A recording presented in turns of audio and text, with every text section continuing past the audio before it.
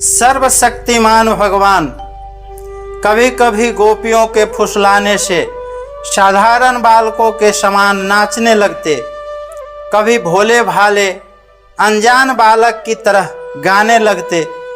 वे उनके हाथ की कठपुतली उनके सर्वथा अधीन हो गए थे।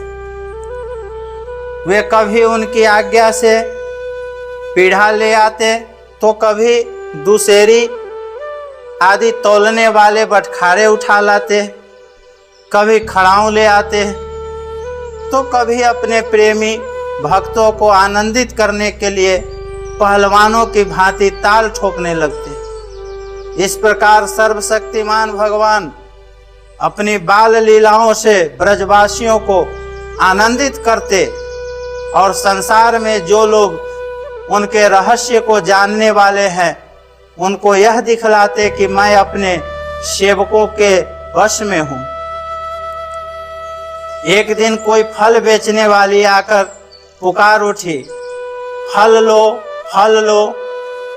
यह सुनते ही समस्त कर्म और उपासनाओं के फल देने वाले भगवान अच्युत फल खरीदने के लिए अपनी छोटी सी अंजलि में अनाज लेकर दौड़ पड़े।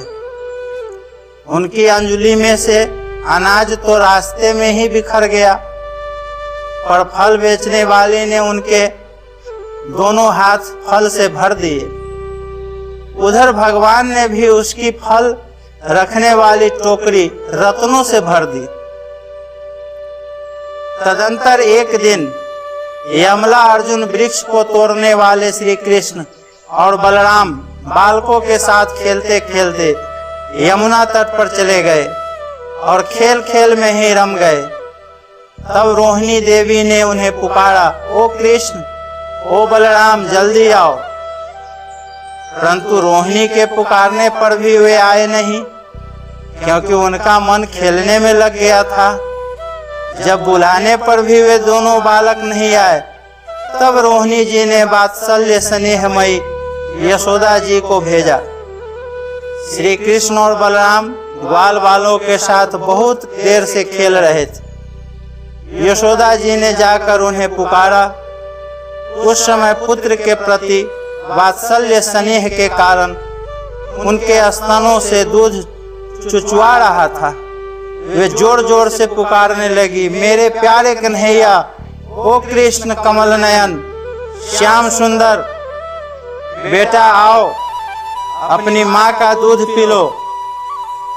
खेलते खेलते थक गए हो बेटा, अब बस करो।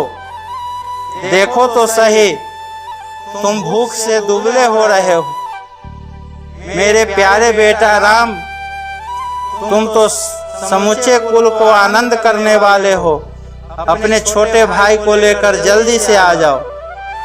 देखो भाई, आज तुमने बहुत सवेरे कलेव किया था, अब तो तुम्हें कुछ खाना चाहिए।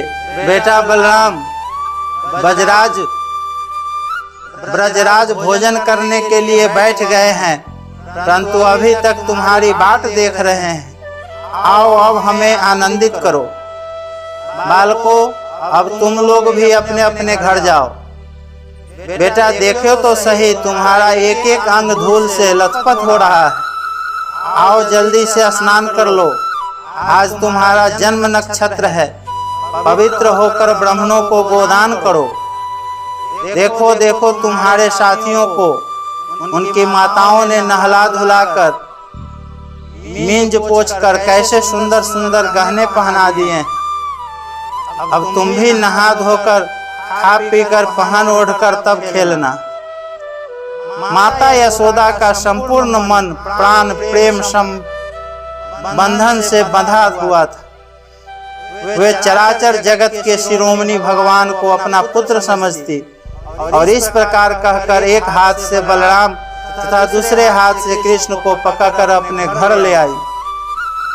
इसके बाद उन्होंने पुत्र के मंगल के लिए जो कुछ करना था वह बड़े प्रेम से किया। जब नंद बाबा आदि बड़े बूढ़े गोपों ने देखा महावन में तो बड़े बड़े उत्साह होने लगे हैं, तब वे लोग इकट्ठे होकर अब ब्रजवासियों को क्या करना चाहिए, इस विषय पर विचार करने लगे।